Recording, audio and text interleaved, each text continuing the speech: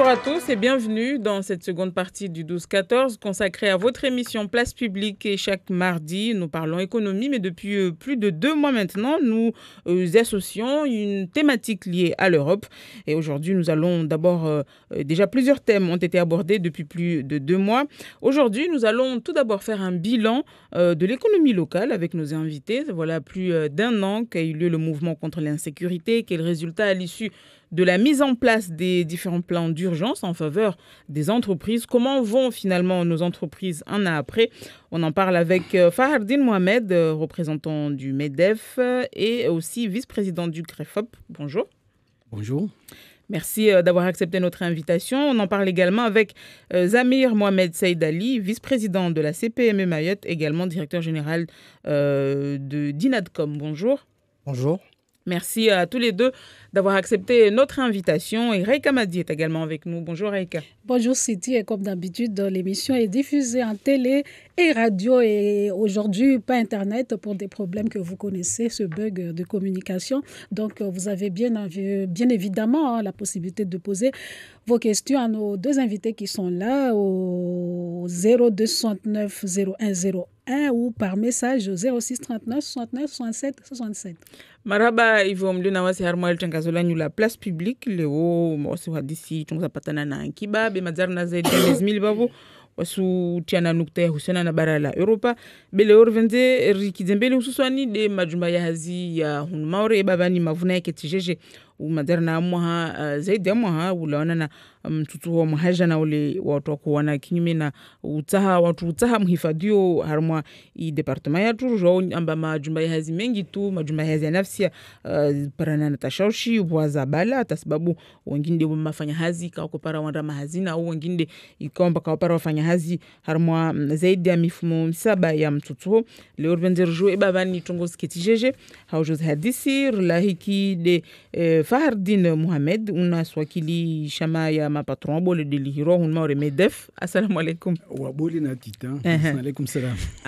Joueur dzamba MEDEF de waboli watiti CPME.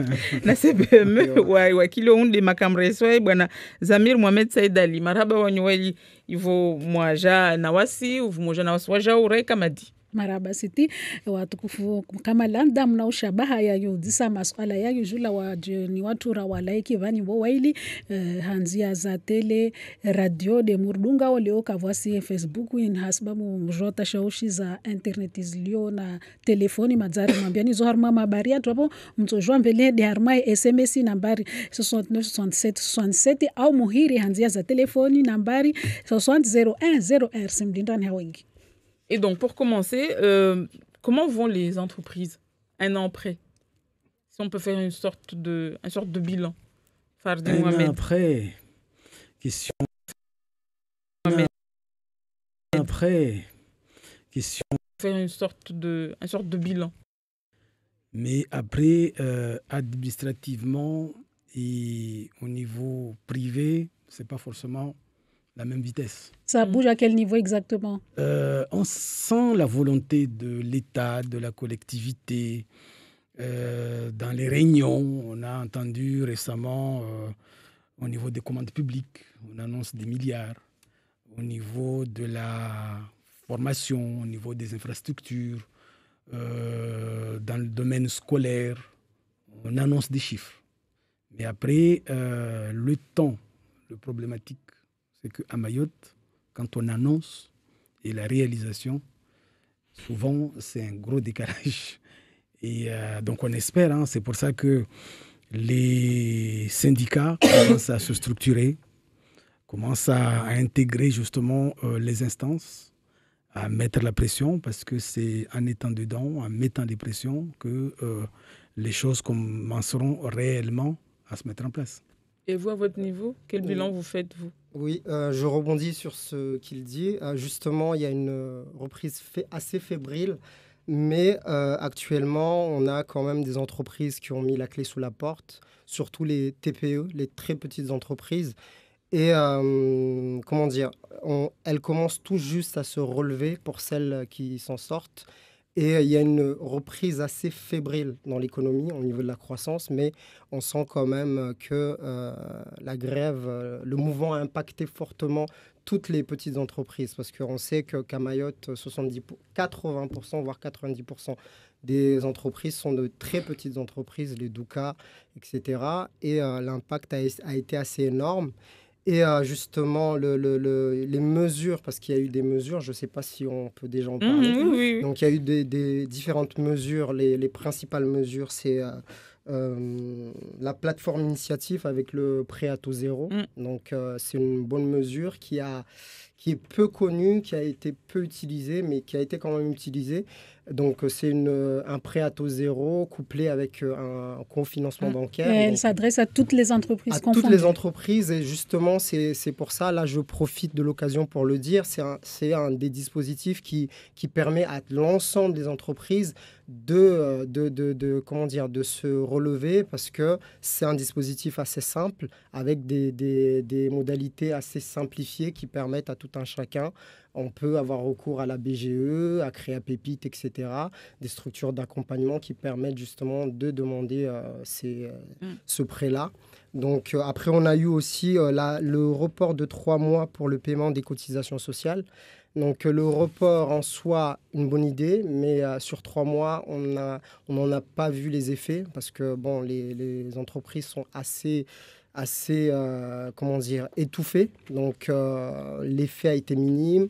Peu d'entreprises l'ont demandé. Donc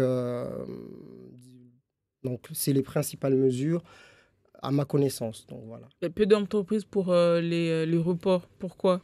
Ça n'intéressait pas, ou bien c'était trop de... Parce qu'on avait reçu vos présidents et présidentes respectifs l'année dernière pour parler justement de la mise en place de ces plans d'urgence à l'époque. Et ils nous parlaient de lourdeur administrative qui était un frein. C'est dû au fait que le dispositif n'est pas automatique. Il faut faire la demande, la démarche. Et la majorité des entreprises, encore une fois, elles ont du mal à joindre les deux bouts. Donc, elles n'ont pas le temps de faire ces démarches-là. Le fait que ça ne soit pas automatique, et que peut-être il y en a certaines qui ne connaissent pas le dispositif. Et pour celles qui connaissent, elles n'ont pas forcément le temps. Donc, peut-être penser à une sorte d'automatisation pour se dire que ça permettra de donner une bouffée d'oxygène. Et aussi, 3 mois, c'est trop court. Donc, il faudrait qu'il y ait plus... Après, je sais que ça se fait aussi au cas par cas. Donc voilà. Après, c'est vrai que la grosse difficulté, c'était au niveau de la trésorerie. Quand on n'a pas la trésorerie, même si on a des étalements, après, c'est vrai que ça passe tellement vite. Le temps de demander l'échéance, répondre aux appels d'offres, mais qui ne vient pas forcément dans les délais. Et les trucs, comme disait mon collègue, ça passe tellement vite. Donc, c'est vrai, les annonces, forcément, nous allègent, nous donnent espoir. Mais maintenant, il faut que vraiment les dossiers sortent. Exactement. Quand on parle même si on reviendra peut-être sur tout ce qui est financement, FSE, FEDER, etc., pareil, ces dispositifs-là sont là. Les sous, on nous dit que l'argent est disponible. Mais voilà, quand on monte les dossiers, c'est toute une paperasse administrative. Donc, les entreprises doivent être à jour au niveau de la cotisation, au niveau des obligations fiscales, au niveau de la trésorerie, parce qu'il faut quand même une avance avant même d'être remboursé. Donc, c'est pour ça qu'il y a des choses à faire. On sent que la jeunesse commence justement à s'intéresser dans ce milieu entrepreneurial, qui était plus ou moins réservé soit aux gros, voilà, voire même aux gens à un moment donné qui se sont retrouvés dedans parce qu'il fallait exercer des activités. Alors que maintenant, on sent que le tissu économique commence à changer de visage. On voit de plus en plus des jeunes connaisseurs qui maîtrisent leur domaine et voilà, qui proposent de non plus peur de se lancer. Exactement, de prestations. Et à partir de là, il faut que tout l'ensemble administratif, les syndicats, privés, qu'on aille tous pour vraiment avoir ce dynamisme pour que l'impact soit fort. On parle de chômage qui reste quand même assez élevé sur Mayotte. Mais en même temps, c'est quand on parle de l'intégration, voire même l'insertion des demandeurs d'emploi, nous, en tant que chefs d'entreprise aussi, on se pose la question. Ceux qui exercent, qui n'ont pas forcément, parce qu'il y en a qui ont besoin aussi de se former, mais on sait que le coût de la formation n'est pas forcément donné. Opcalia fait ce qu'il peut. C'est une instance qui prend en charge la formation des salariés. Mais avant même que les gens soient insérés dans ces milieux-là, il faut que le chef d'entreprise aussi maîtrise peut-être son aspect technique. Mais on sait qu'en tant que chef d'entreprise, on n'a pas uniquement cet aspect technique. Il y a la gestion, il y a la confiabilité, il y a la confiance en soi. C'est pour ça qu'au sein du MEDEF, on se pose la question justement comment porter un projet FSE pour que tous les dirigeants aient les mêmes types de formation pour pouvoir justement mieux gérer et avoir une pérennisation à long terme. On va y revenir un peu plus tard sur les financements, mais je voulais revenir par rapport à la plateforme d'initiative. On nous avait parlé à l'époque d'un guichet unique. Il est toujours fonctionnel ou Il est toujours fonctionnel, oui. Il est toujours fonctionnel. La plateforme se réunit, je pense, toutes les semaines, je crois, si je ne m'abuse. Toutes les semaines ou 2 semaines. Je n'ai pas exactement la fréquence exacte. Mais il fonctionne. C'est une plateforme qui fonctionne bien. Moi, j'invite à tous les entrepreneurs qui m'écoutent de faire appel à la plateforme parce que c'est un outil qui est là. Donc, mais il faut savoir que c'est toujours couplé à un cofinancement bancaire. On ne peut pas aller demander juste le financement pour le prêt à taux zéro, par exemple. Avant, il y avait un blocage où ça a été plus ou moins amélioré. Comme c'est couplé en cofinancement, quand on demandait par exemple le prêt à taux zéro, où on exigeait qu'il y ait un accord, par exemple, de la banque, donc ça freinait justement le dispositif où les membres justement ont résolu, plus ou moins, ont amélioré ce côté-là en disant, mais voilà, on peut quand même demander ce dispositif-là et donner une sorte de durée. Je crois à un moment donné, c'était 3 mois, ou c'est peut-être reporté à 6 mois, le temps justement que la banque statue justement. Donc, c'est des choses comme ça. Quand les acteurs se réunissent, et voire même en tenant compte des situations réelles, ça permet justement d'avoir des solutions. Et les démarches sont assez simplifiées, donc pour permettre justement à tout un chacun, on n'est pas sur des critères fonds européens, on est vraiment sur des critères de base, donc pour permettre à tout un chacun de pouvoir mener son projet. Mais est-ce que c'est pas un peu paradoxal? On sait que l'entreprise connaît des difficultés au niveau de la trésorerie, mais lui demander d'avoir un apport, soit d'avoir un truc de la banque pour pouvoir bénéficier du prêt. Comment s'en sortir dans ce cas-là? C'est pour ça que je disais qu'à un moment donné, quand il y a eu... parce que moi, je me rappelle, on montait des dossiers, justement, ce type de dossier. Et au moment où on a annoncé, il y a eu des ambitions, mais vraiment des très belles ambitions. Donc, les dossiers commençaient à venir en masse. Alors que le règlement même intérieur n'a même pas été rédigé. C'est pour dire qu'il y avait un couac plus ou moins administratif. Mais une fois que tout ça, ça a été réglé, les membres de la commission ont quand même voulu montrer que la plateforme est en marche. Et à partir de là, avec des cas réels où même où les syndicats ont porté justement des doléances, à partir de là, ça a été plus ou moins simplifié et on a le résultat qu'on a aujourd'hui. J'aimerais revenir sur juste un point de la question. Il n'y a pas de contradiction dans le sens où, en général, c'est pour une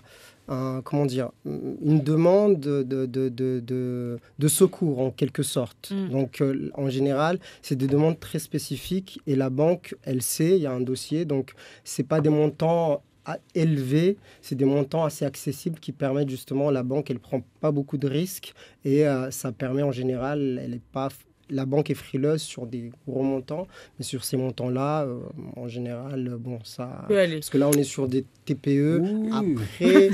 Mais moi, je me rappelle d'un dossier, hein, on ne va pas rentrer dans le détail, mais moi, je me rappelle d'un dossier où le chef d'entreprise ne demandait pas grand-chose. Hein, mais le fait qu'on demandait une attestation d'accompagnement de la banque bloquait le dossier. Il avait son apport personnel, mais on exigeait une participation de la banque. Normalement, donc c'est pour ça que tout ça, on les a remontés. Et quand ça a été normalement, remonté, ça a été rectifié justement au niveau de la commission. Je disais que il y a eu quand même des points positifs. On va dire que c'est au cas par cas. Voilà. Envoyez vos dossiers et au cas par cas, la commission décidera. Voilà, nous avons un premier auditeur en ligne. Bonjour. Bonjour. Ah oui, on vous écoute, monsieur. Moi, je pense que ce que les entreprises ont besoin, mes deux chers collègues qui sont en face de vous, soit ils ne voient pas ce que les entreprises ont besoin, soit ils n'ont pas envie de voir. Les entreprises ont besoin du carnet de commandes plein. Parce que si on vient faire un prêt à taux zéro, à taux à 10 000, et que la commande est vide, qu'on n'a plus de commande, la commande publique est vide, ça ne nous donne pas... il faut qu'on rembourse ce prêt, on le rembourse comment? Et qu'on a un carnet de commandes vide.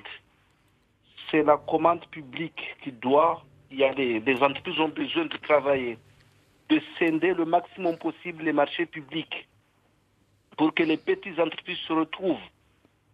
Quand on fait une route, je vais vous donner un exemple, de place du marché à la mairie, il faut savoir qu'il y a des trottoirs, il y a des accotements, il y a des chaussées, tout ça. Ne pas le mettre dans un seul lot. Il faut qu'on allotisse le marché le maximum possible pour que les entreprises travaillent. C'est tout ce que les entreprises demandent. Là, j'ai fini. Là. Merci, monsieur. Ça, c'est une problématique qui revient souvent aussi. Oui. Et ça, c'est une autre problématique. Voilà. Parce que justement, là, on parle en général de toutes les entreprises, que ce soit ceux qui répondent à des marchés publics, les petits qu'on dit les TPE, c'est vraiment les doukas, etc. Donc des urgences qui sont là. Donc il faut voir aussi. Donc nous, CPME, on est le syndicat des très petites et moyennes entreprises. Donc là, je prends en compte tout l'ensemble des entreprises. On n'est pas que sur justement les entreprises qui répondent à des marchés publics. Moi, je comprends tout à fait la problématique. Elle est là. C'est une autre problématique. C'est un autre débat. On reviendra pour une prochaine émission sur la commande publique. C'est le fond même, parce que le chef d'entreprise, qu'est-ce qu'il veut? C'est de travailler. Oui. Donc c'est pour ça qu'au départ, quand on a annoncé, le gouvernement avait annoncé les aides, les étalements des charges, les chefs d'entreprise, ils étaient très frileux, parce que ce qu'ils voulaient, ce qu'ils attendaient, c'est de lancer quand même les commandes publiques. Donc c'est pour ça que je disais qu'à Mayotte, malheureusement, quand on annonce des milliards, quand on annonce des fonds, il faut attendre jusqu'à la fin de l'année, quand le budget est clôturé, qu'on entend que... voilà. Donc c'est pour ça qu'on sent quand même que les choses commencent à bouger.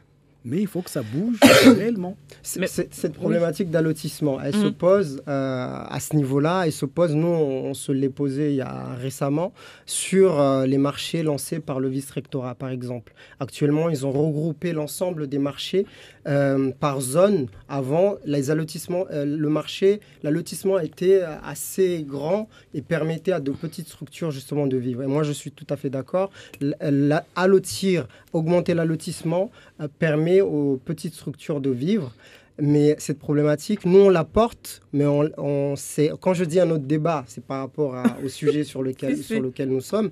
Et nous, on la porte aussi au niveau des instances et au niveau des institutions. Effectivement, c'est un problème qui est là et qu'il va falloir, avec mon collègue, qu'on porte cette voie-là, parce que ça permet de ne pas faire des allotissements regroupés, permet aux grosso modo, de répondre au marché et de distribuer aux petits, mais de les saigner derrière. Donc, il y a ça aussi. Donc, je laisse... non, mais on pourrait citer quelques exemples d'allotissement. Dans le domaine du transport, à l'époque, c'était un seul lot, voire même deux. Maintenant, on a quasiment 6 lots. Donc, ça permet justement aux acteurs de se regrouper et d'être plus ou moins indépendants. Et après, maintenant, la question qu'on va peut-être se poser aussi, c'est comment faire en telle sorte que les chefs d'entreprise apprennent à travailler ensemble.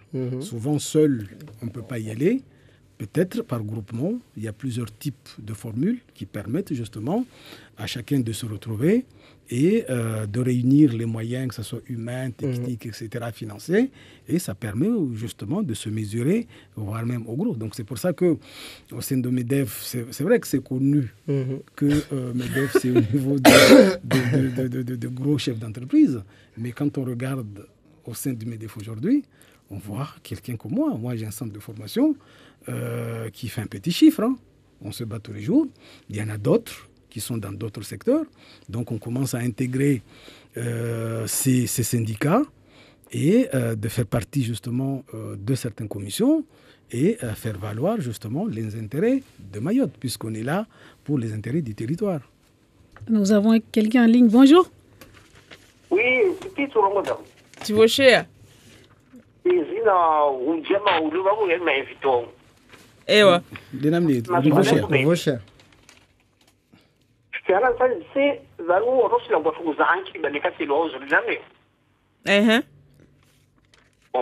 Sulla lango la hanga vanu ankiba inistutini hanwatsi inistutini yo pangia jeje yo uvinga manufatini harmaitsi na mnaido kamba mfanye atona dango kudali mba investu neke surende sa neke surende chocolate shekiadini sanzise diwo harmaitsi ya maore ankibetu iketsi havi halu isenda kaisenda manatini usofanjeje ataribarkishe wadi wasalam. Marhaba Maria Sani Wahira au mke masuala ya maili mbanda sawa. Alors akibayo kwa zofanya kuro ekonomi birsu jo uzuramba harma mtunge example ya marché watu watanunui watu wasuuza maizi donc harma akiba va entreprise amba wao wasovinga ujuzi yao be derrière watu amba kulazimu wafanywe hazao. Donc unaangalia pia harma zitissu économique, que ce soit harma domaine ya agriculture, domaine ya commerce, domaine toujours harma bahazazio watu nuno watu uzao. Après mon vavo lazima mtu alio babo handa watu fanya namna ta akihanda akiule ipare wasikitena wengine ake. Donc wasalia wata wangie lazima ukabariere yudi mana tamba wasalia wasud former ipare wangie amla umuka mon vavo wasud regrouper ipare justement mo regrouper waje wabole usmaiz. Donc ramungale harma économie shimaore c'est vrai usmaiz. Donc ramungale harma maore peut-être kasonea mais ramungale leo petit à petit harma zi secteur songa mjoron comme ça ko jombo sfanya tunzashi communication na mungalia harmo tunzashi assainissement sparamba wa moro sfanya assainissement ramungalia harmo formation lazima petit sparamba wa moro tsena wa monvavo.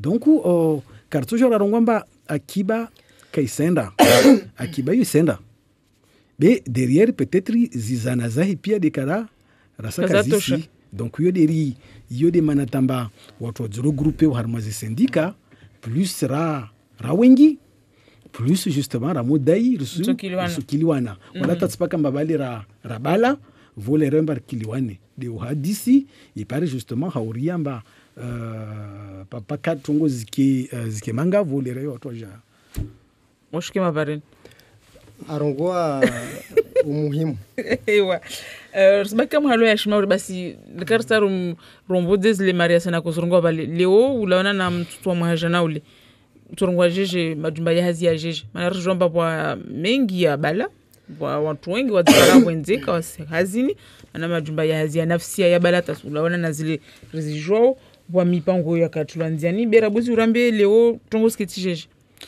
Alors, mlisha prem jorong petra azozorongwa be ramungale kamu harma sentiment leo ramoki ambazi coupeur de route mazaza kazazia.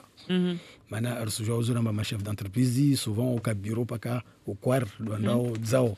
Arsujo mba pia économie shimaore ikiti de mamudzu. Donc les ratola o mamudzu à partir de 18h ba surege hao. Na arsujo sentiment quand même mba ya hii violence nazi agression za monvavo lazima iyo isirema mangavo harmoi akiba. Siringa rina mtu na wasi en ligne. Assalamu alaikum. Allô? Karibu. Allô? Oui, sufundisha. Assalamu alaikum. Alaikum Alaikum salam. salam. Alaikum salam. Fikia na kiba ne suona maore karsina kiba. Anamna jeje. Anamna jeje. Wamujua mba ekonomi yatu watu rawovote pia wasitoa. Yodi waskaraso marielewa usiwana mba ekonomi yati mbili de poro ereporo. Ne wazirenge pia wasitoa. Vanu rina kibatini harumati ya maore. Ntamurambi ekonomi yatu wabutini yatu tongo zato tamureleze hauzuri amba akiba yatu tini ekonomi yatu ya tini.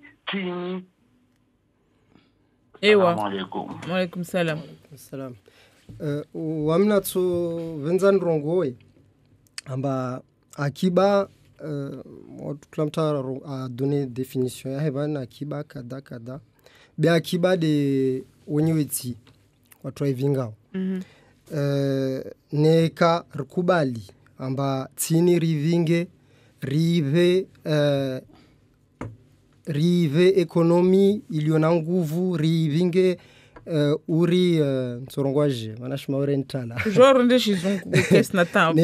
ne kar desida matini ri développer to développer wasi da akiba tini donc wami nsifikira mbatini na akiba mana 80% jeunesse ya tini territoire ina moins de 25 ans donc waborna nafasi ya hujofanya même si watu wamenyao be wana nafasi ya hujofanya donc lazim raketsa wakavua akiba porio akiba aeroporio akiba be akiba yovingwa na nadamu wa nafasi watu wan manahirmara pare na banza lahe harma yankiba atenziani ewa relewa tusanga wengine vuruje harma za patana na Europa.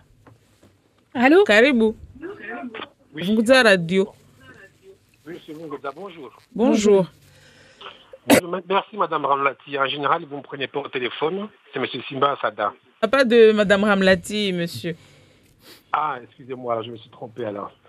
Alors, donc, j'ai dit bonjour au monsieur. Bonjour. Donc, il y a un monsieur qui a appelé tout de suite là, qui a dit que Rina Kibatini Morevano.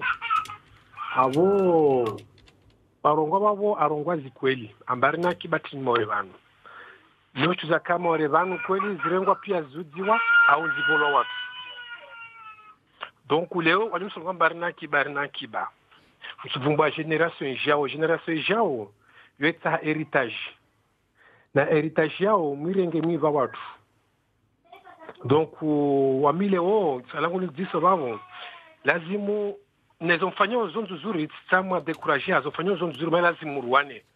Mana lazimu rite ankiba zangi nelomba mabamana watu kawaziuza au kawasta wazi watu besijomba wanyinyi nouvelle génération mjawa vasabanu mtahamfanye shitu mtamwende de l'avant ça va être difficile pour vous manaba kwa kareba rongwazi kula mbakuli akibaza kabanu zlovanu zirengo azujwa zivolwa watu leo shtu abaki ambaki auzwa de aeroport ya Maore ne irengwa tini ivolwa mtu moja tu de Aerostral baskam ni akiba yatu ramujangala sabaki tawantini le lago ya Maore mbalagwenu ina akiba yatu lazimu ilele Maore lele wanatu non les élus quand tu exploitais namne lazim lazamba à l'époque où nous sommes là on vient toujours j'ai entendu la mère de Chouangui qui vient nous parler qui nous a parlé de dans 10 ans vous nous dites toujours dans 10 ans c'est très très loin.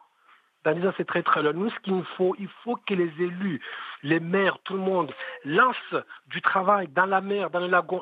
Notre richesse, c'est ce lagon qui reste, qui nous appartient. Il faut que n'importe quel jeune Maoré, à l'âge de 15, 16, 17 ans, il ait son propre bateau, il ait son permis. Je suis d'accord avec lui, en même temps pas d'accord avec lui. Parce que nous, notre leitmotiv au sein de la CPME, mais au sein aussi de nos entreprises, c'est quoi? C'est de se dire, on n'attend pas du politique. Parce que nous, on l'a compris, si on attendait du politique, moi, j'aurais jamais créé.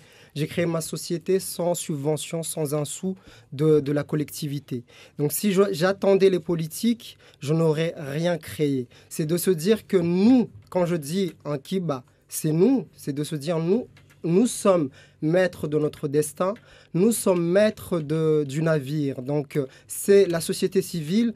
Pour moi, l'action doit venir de la société civile. Après, si les politiques nous emboîtent le pas ou pas, c'est leur souci. Mais moi, je pars de ce postulat-là. Bien sûr qu'il faut, j'ai l'espoir que les politiques comprendront et suivront ou seront parmi nous, mais moi, ce n'est pas une condition que je mets pour avancer. Donc, justement, il faudrait peut-être que justement on sorte de ces schémas-là, qu'on attende tout du politique, qu'on soit acteur, qu'on se démène. C'est difficile, c'est pas facile, mais qu'on se démène pour faire avancer ce territoire, je pense. Monsieur Fahardine. Alors, moi, ce que je rajouterais dedans, c'est vrai que quand on regarde le tissu local, je dirais 99% des entreprises sont individuelles. C'est de toutes petites entreprises. Donc, par rapport à l'évolution, dans tous les domaines, aujourd'hui, on est quand même contraint de se réunir, de travailler ensemble, de travailler en équipe. Et ça, c'est quand même des savoir-faire. Ça ne vient pas comme ça. Donc, Mayotte, c'était un petit territoire où on pouvait, à l'interne, tout gérer. Maintenant, quand je prends les appels d'offres, qu'on le veuille ou non, c'est nous-mêmes qui l'avons voulu. L'appel d'offres local ne sort pas uniquement sur Mayotte. Il sort au niveau mondial. Donc, la concurrence est quand même là. Maintenant, on peut plus se contenter en disant je suis un simple artisan, je me limite juste à mes connaissances techniques. Il faut aller au-delà. On parle de digital, on parle de dématérialisation. Là, on a regardé les papiers d'impôt, on ne peut plus les déposer manuellement. Il faut les envoyer par Internet, même si aujourd'hui on n'a pas Internet, le hasard. Mais voilà. Donc, et tout ça, c'est des connaissances. Il faut aller chercher l'information. Et souvent, on n'a pas le temps. On se dit, j'ai pas le temps, je préfère me lever pour aller travailler. Mais le problème, c'est que le monde prend de l'avant. Mayotte bouge. Et il faut qu'on prenne le dessus, prenne de l'avance. Donc c'est pour ça que, en se réunissant de temps en temps, on échange des informations à droite à gauche, et ça permet justement de faire profiter aux autres et d'agir, parce qu'il ne faut pas attendre que ça soit trop tard justement pour agir. Donc quand on regarde, aujourd'hui on voit quand même des entreprises locales qui sont gérées par des Mahorais, qui ont quand même plus de 50, voire même à 100 salariés. Ça existe. Est-ce qu'ils sont valorisés? Est-ce qu'ils sont médiatisés? Pas forcément, parce que ce n'est pas dans la culture de Mahorais de s'afficher publiquement en disant « regardez, voilà ». Mais c'est pour ça que je dis que l'économie, bon, jusqu'à maintenant, l'histoire a fait qu'on a connu le carburant qui appartenait à Mayotte, on a connu le port qui appartenait aux Mahorais, etc. Mais quand je reviens par exemple sur le dossier de carburant, on aurait pu aller beaucoup plus loin en disant, ben voilà, formons les gens peut-être à gérer des franchises. Oui. Ça n'a pas été pensé. Mais il n'est jamais trop tard. Les contrats, ben justement. Donc c'est pour ça que c'est à nous d'aller chercher toutes ces informations-là pour savoir comment gérer autrement, pour pouvoir s'approprier de notre économie locale. Il y a une chose dont je voulais parler, mais plus tard, c'est qui rejoint exactement ce qu'il dit. Il y a des outils qui sont là, il y a des jeunes qui bougent, il y a des gens qui bougent. On ne les voit pas parce que c'est vrai, ils ne sont pas dans la médiatisation, ils ne sont pas dans le « m'as-tu vu, je veux me faire voir », la politique, etc. Ils sont tranquillement dans leur coin. Ils travaillent des projets vraiment ambitieux pour notre territoire, mais pour la région et pour l'international tout simplement. On a une initiative, par exemple, qu'a fait l'entrepreneur, que la CPME soutient, qui est là. C'est des jeunes, des ingénieurs issus de plusieurs écoles qui se sont réunis, qui mettent ça en place. Donc, c'est un outil de développement de l'innovation. Il parlait du numérique, du digital, donc, etc. Donc, c'est des outils qui se mettent en place petit à petit, qui vont sortir, qu'on sera amené, qui vont faire partie du nouveau visage économique de l'île, qu'on sera amené à voir. Et ce sont tout autant d'initiatives à encourager. Et donc, il y a de l'espoir, il y a du boulot. Il faut qu'on mette les mains dans le cambouis, comme on dit.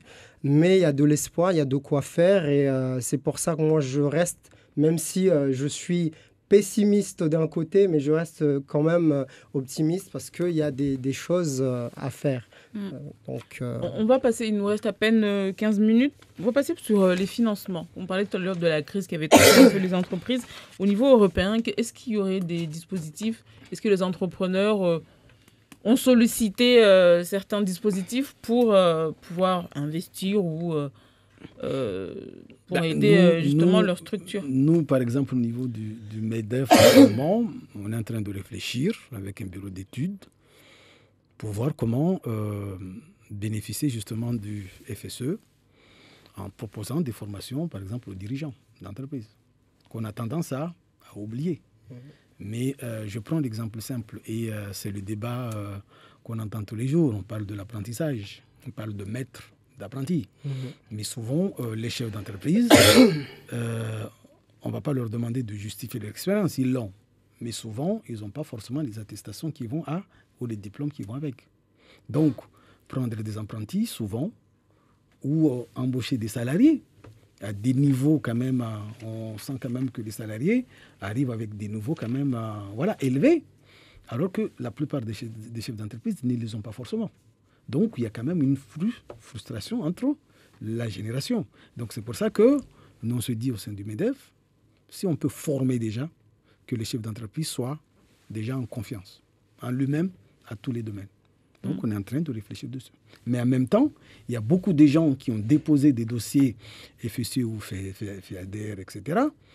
Mais le problème, c'est qu'il y a une lenteur administrative. Donc, c'est pour ça que je parle de la culture du travail. Quand on est dans un privé, on sait que c'est le travail qui nous fait tourner, alors que l'administratif, il prendra son temps. Il va traîner. Et donc, c'est cette culture-là, ça commence à être remis en cause un peu partout.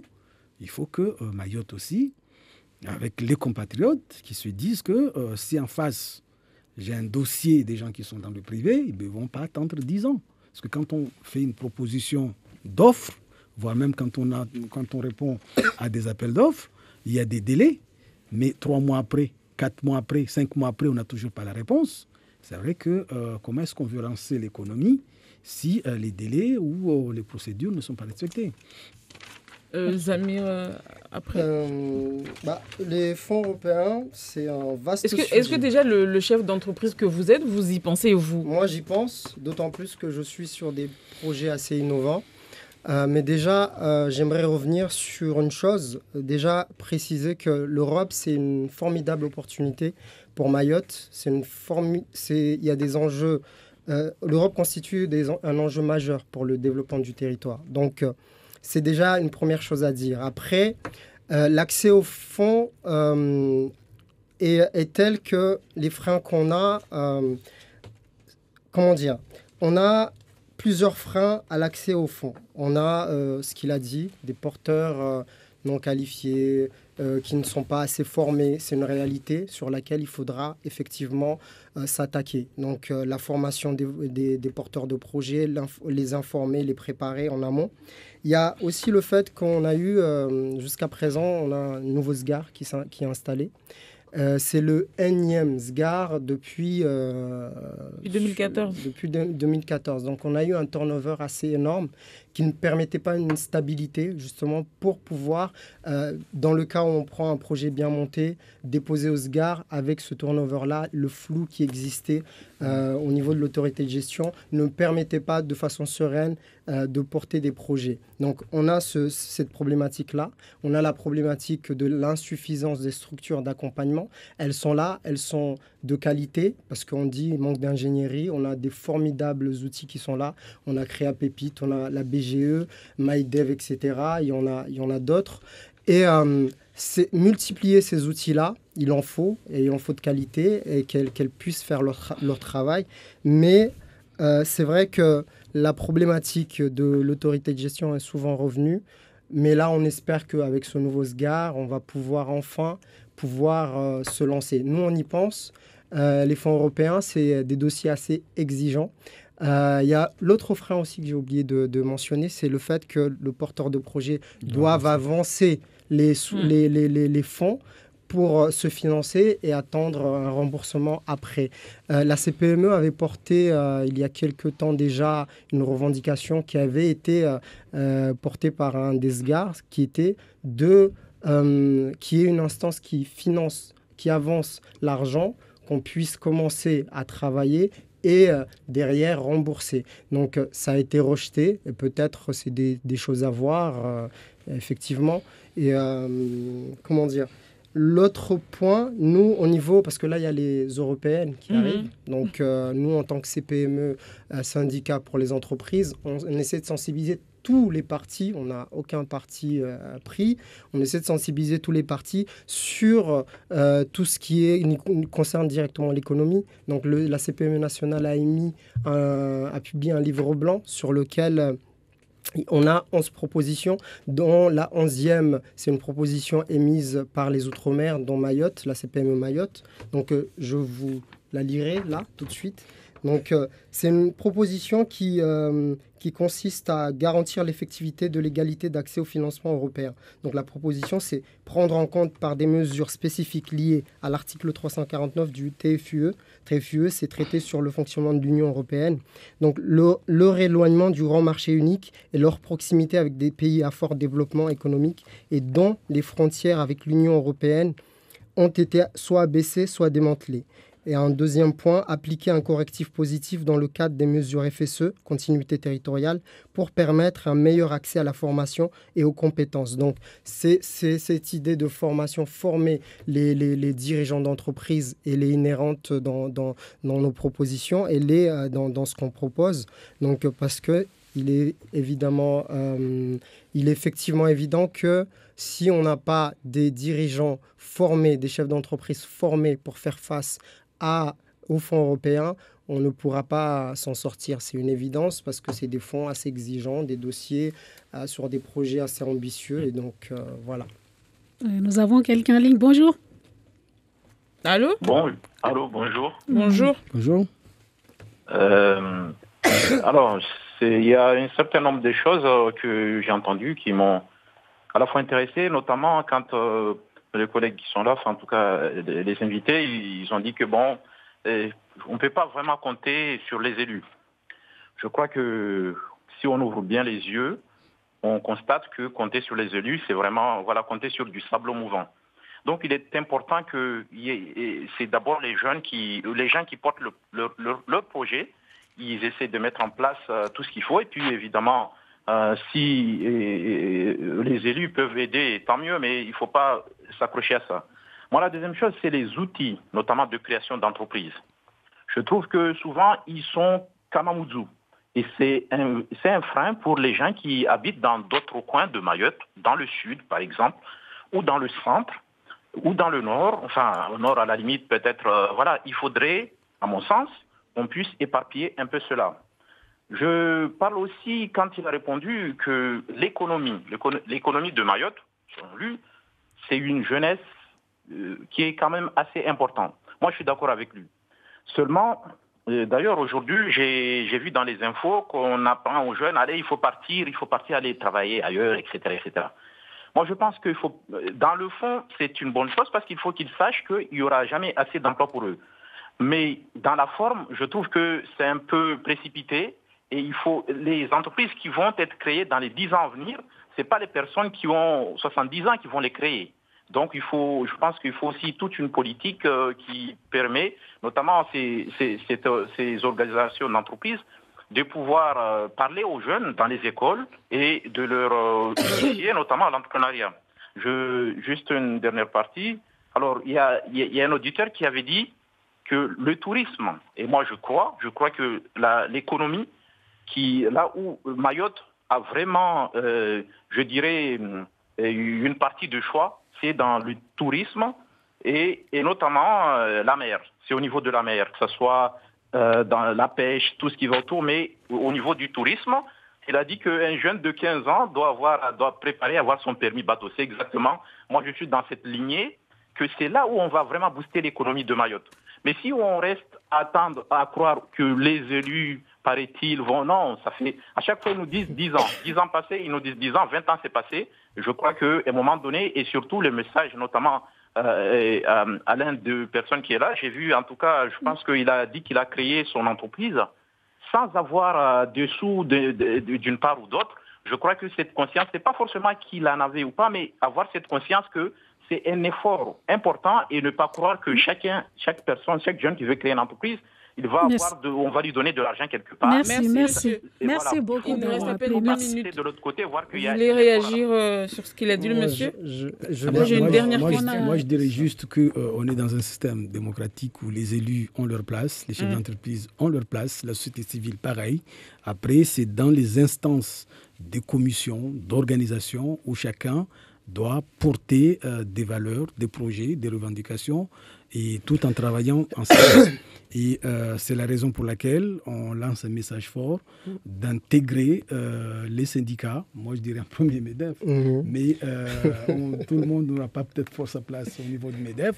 Plus les syndicats sont suffisamment forts, en travaillant ensemble, ça sera bénéfique pour Mayotte. Moi, j'ai une dernière question. On n'a plus le temps, mais j'ai une dernière question. Tout à l'heure, quand on parlait des fonds européens, justement, pour pouvoir accéder à ces fonds-là, est-ce que le problème ne serait pas le fait que moi, chef d'entreprise, il faut que je paye une structure? Vous avez parlé de MyDev, vous avez parlé de Créapetpit parfois, ou les structures qui aident à monter le dossier. Il faut que je paye cette structure-là pour derrière avoir... C'est pas là aussi ça un fait frein. Partie c'est un petit frein, mais c'est pas le frein qui bloque. C'est un petit frein. Pas d'accord. C'est un petit frein parce qu'il y a parmi ces structures-là, il y en a certaines, les modalités de paiement sont différentes. Il y en a où on paye d'entrée, il y en a ils se payent sur le résultat. Donc ce qui veut dire que c'est pas un frein en soi. Mais moi j'aurais aimé revenir sur ce qu'a dit rapidement. Je fais le même constat que monsieur. Effectivement, il faut adhérer au syndicat. Moi j'appelle aux gens pour adhérer à la CPME Mayotte. Il y a des outils, comme je l'ai dit, qui se mettent en place. Moi, je reviens sur le Café de l'entrepreneur. C'est un formidable outil qui est en train d'être mis en place. C'est un outil pour animer du réseau, pour animer des forums, justement pour que les entrepreneurs viennent et comprennent la culture de l'entreprise, justement. C'est dans ces outils, dans ces événements-là qu'on apprend la culture de l'entreprise. Donc voilà. Merci beaucoup. Nous étions avec Zamir Mohamed Saïd Ali et Fardil Mohamed. Nous parlions donc des entreprises et des fonds européens. À demain. Oui.